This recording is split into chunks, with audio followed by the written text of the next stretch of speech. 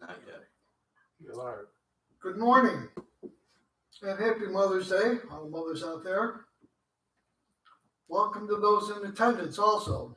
And we welcome those in Casadega, in Florida, in our country, and around the world for live streaming. Welcome to another Sunday morning adult Lyceum program.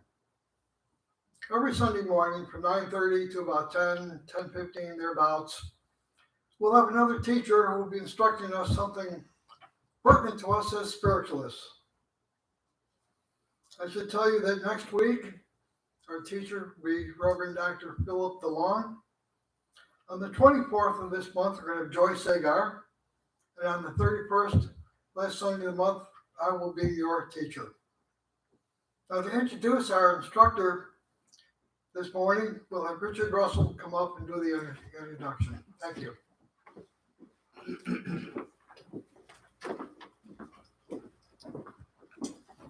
Thank you, Reverend Don. Welcome to Lyceum this morning. It's my pleasure to introduce your speaker and teacher, Debra Jordan. Debra has been in the camp since 2006 and 7, and she has studied and learned and is a medium and certified healer, and she operates at 1164 Stevens Street. But it's my pleasure to introduce you, Debra Jordan. Thank you.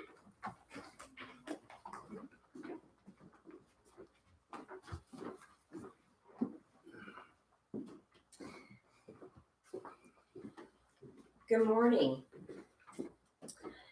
I'd like to take a moment to thank Reverend Don Zangi for the opportunity to speak on such a very special day as Mother's Day. It is a tremendous honor that I have been given this opportunity to be able to share and to speak on behalf of the many mothers around the world, around the country. And as a mother, I take that quite seriously. So I would like to be able to say thank you for giving me this opportunity. I have spent many years in corporate America and companies working with and leading teams of individuals, many of which are young females with children. And I always say that women who work outside of the home have multiple jobs.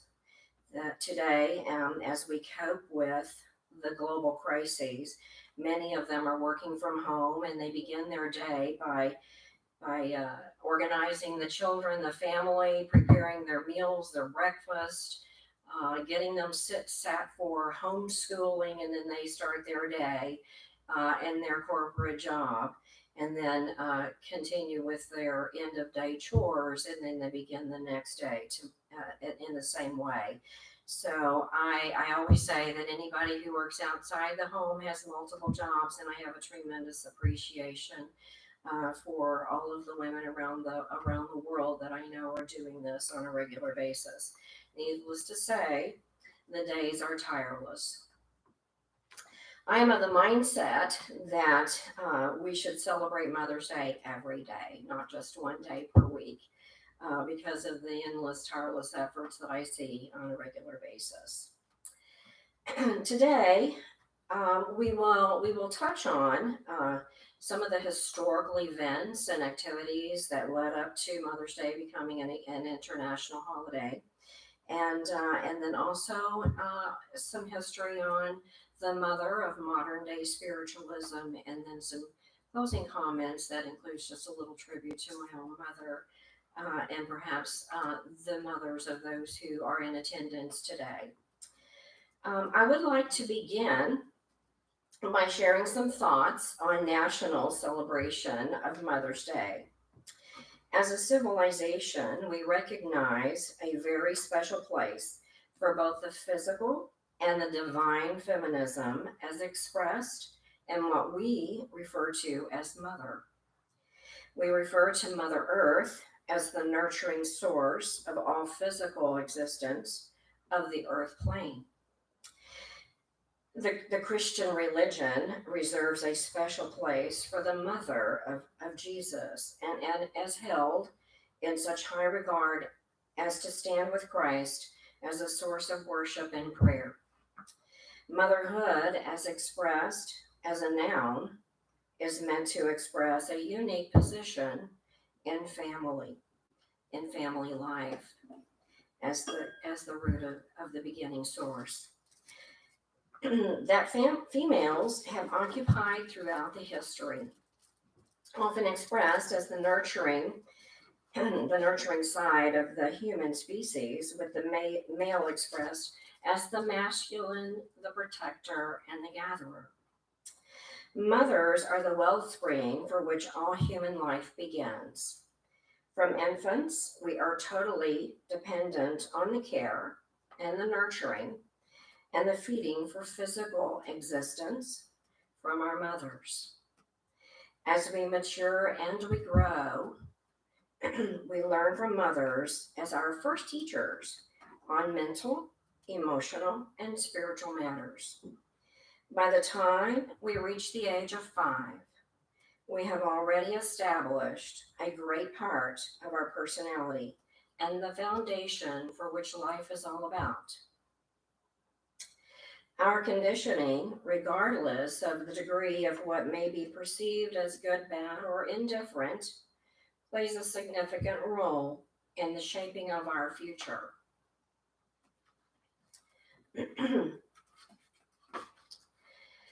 I would like to take a moment to reflect on how this day gained its significance and its notoriety in our annual calendars called Mother's Day in America. In 1858, when Anne Jarvis, a young Appalachian homemaker, organized Mothers' Work Days to improve the sanitation and avoid the deaths from disease-bearing insects and seepage of polluted waters. Throughout the Civil War, she organized women's groups which provided support throughout the war. And in 1868, Anne served a significant role in healing the rift between the Union and the Confederates.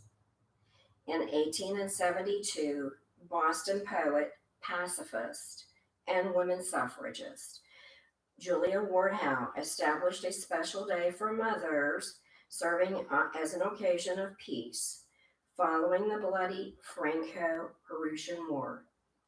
Her effects were significant in the cause for world peace. Howe's version of Mother's Day served as an annual occasion for advocating world peace. In 1905, when Anne Jarvis died, her daughter, Anna, decided to memorialize her mother's lifelong activism and began a campaign that culminated in 1914 when Congress passed a Mother's Day resolution. Each woman and all of these events have contributed to the present occasion now celebrated on the second Sunday of May. Mother's Day has sustained throughout the years, and it now serves, as it originally did, to recognize the contribution of women. Mother's Day, as the job of mothering, is varied and diverse. Perhaps that's appropriate for a day honoring the multiple ways that women find to nurture their families and the ways in which so many have nurtured their communities, their counties, in the workplace, and in the larger world. In spiritualism, there is one personality which stands out as one of our early pioneers. That person is Emma Hardinge Britten, who has been credited as the mother of modern-day spiritualism. Emma Hardinge was born in 1823 in the East End of London as a child. Emma could predict coming events and often saw the spirits of dead relatives and family friends.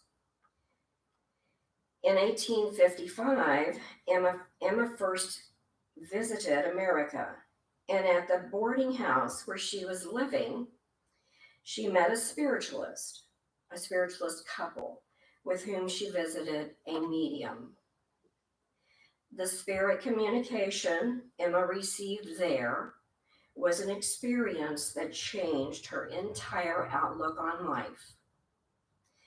Emma discovered that she had a mediumship ability for table tipping and rapping, where spirits made themselves known by table movements and noises. In 1856, Emma held a table seance that spelled out a message from a friend who had died in the ship Pacific. However, the ship had only recently sunk, and at the time, no one even knew. Following this message, Emma became well known as a medium and demonstrated several forms of mediumship.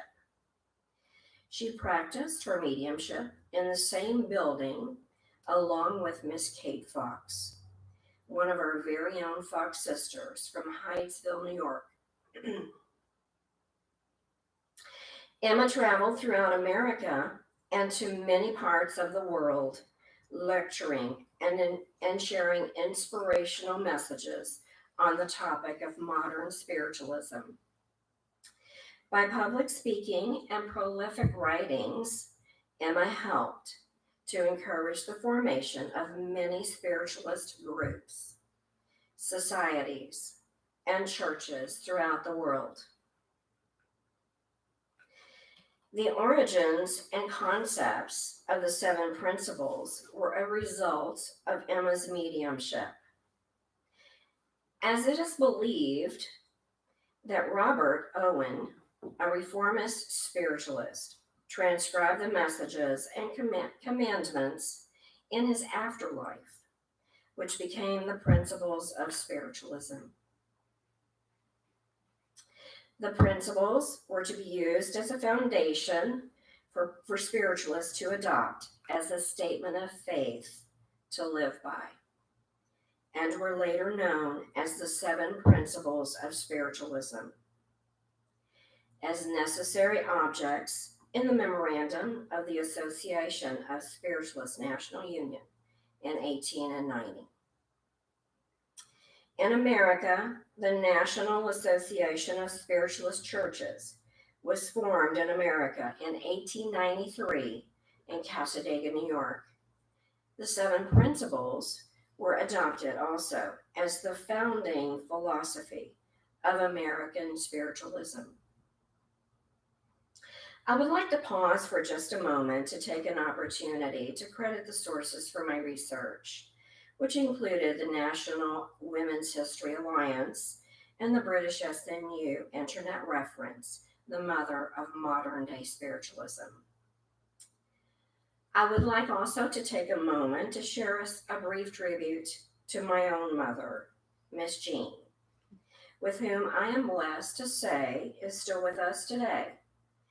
One of the strongest women that I know, who taught me the importance of strength, ethics, compassion, and the desire to do what is necessary in order to achieve. Mother was born in 1933, a time when things were not readily available as they are today. I'm sure that many probably can relate to that. As she grew up in a rural environment and as a child, the expectations were so focused on chores, very little time left for education. It is not a surprise that Mother left school at a very young age, traveling to the city to find work, and marrying at a young age. My mother became a single parent when I was quite young. However, That did not stop her. She not only committed to achieve her high school education, she later pursued a dream of going to college. I viewed her as truly amazing. Mother has never stopped working, and it is her passion, her love, serving in various roles, which often were service oriented or service to others. Lastly, at age 85, she had to take a rest from her position with guest services in Churchill Downs. Mother never stops dreaming of her finding her next gig. She has truly been an amazing and inspirational role model. I would like to take a moment to share a brief poem that was authored by none other than Richard Russell. A mother stands before you as a soul when coming into this world. A mother stands beside you as you grow and mature. A mother stands with you as you walk through life. And a mother extends her love to you throughout eternity on both sides of the veil. I would like to take also a moment to share a song that I have that I feel represents many of our mothers out there today, and the love of motherhood and what mothers often will go to and go through for their children. This song happens to be one by an artist by the name of Lauren Daigle, and I think that you will enjoy this.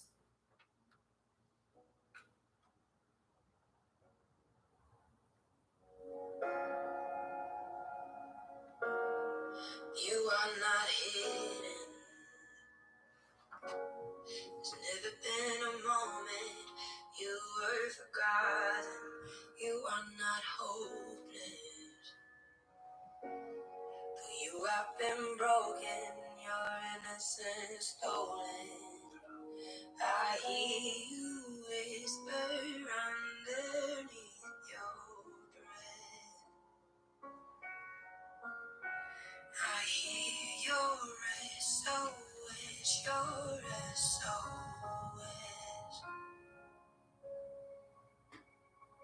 I will send out an army to find you in the middle of the darkest night. It's true, I will rescue you. There is no distance that cannot be covered over and over.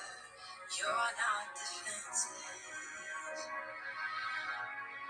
I'll be your shelter, I'll be your armor. I hear you whisper underneath your breath. I hear your soul, your soul.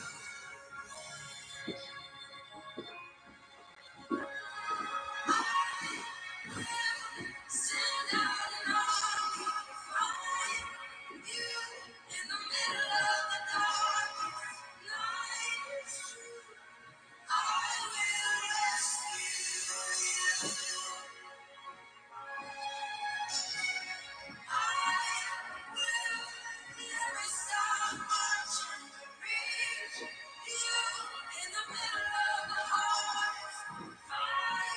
true, I will rescue you. I hear the whisper underneath your breath. I hear you whisper you have nothing left. I will send out an army to find you in the middle of the darkest night. It's true, I will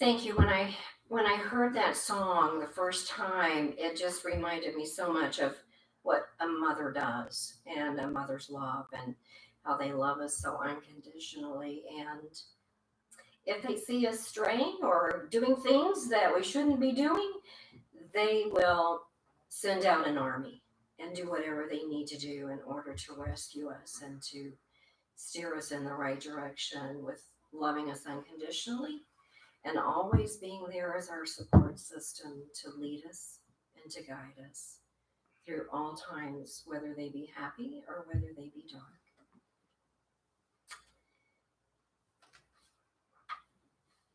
I would like to take a moment to open up to the audience to allow others to be able to share their thoughts and the things that they remember most about their own mothers and in honor of them on this Mother's Day.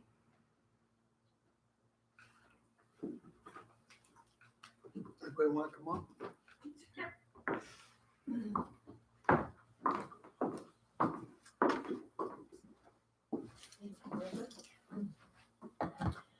Today I'd like to honor, I had two mothers. My biological mother, who died when I was born. So there was a plan in store, I guess, for me, because my biological aunt adopted me and raised me, loved me, taught me everything. I had a lot more opportunities for all sorts of schooling and things that I wouldn't have had my original mother lived. But I honor them both. And my mother, who raised me, I wouldn't call her exactly a woman's liber, but her and her sisters all went to work in offices, and they all progressed in the companies to really high levels. Some of them only went, to do a little part-time job for a few weeks, and they kept getting promotions. So that was my background in being self-reliant and having a loving mother at home who did everything besides working full-time. So I thank you. Thank you for allowing me to speak. Anybody else want to come up?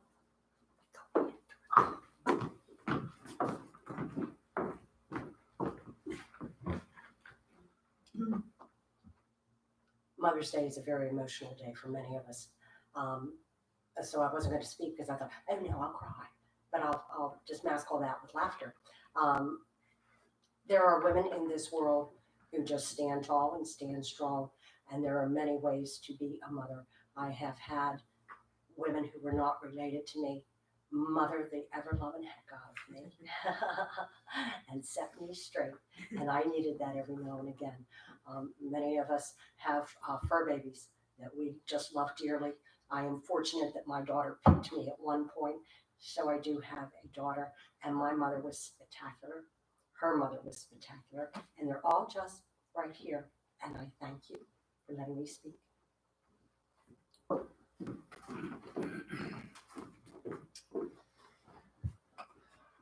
Debra, thank you. That was a wonderful message.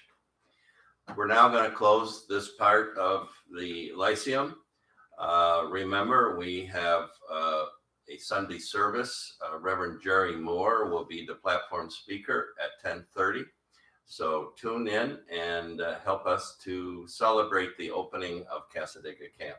Thank you for attending. Good morning. God bless you all. God bless you all.